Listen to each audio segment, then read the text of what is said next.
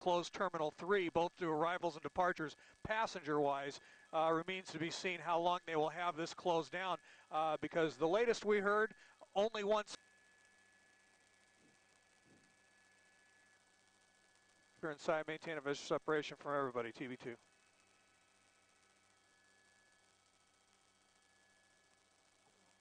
But that is a good point. We know for sure one victim.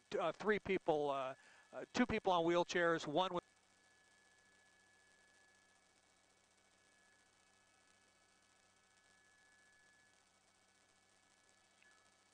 Is that the same guy? His chest?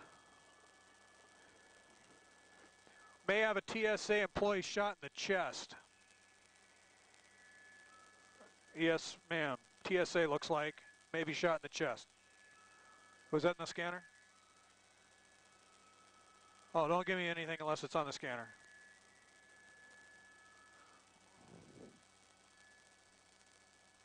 Pull back.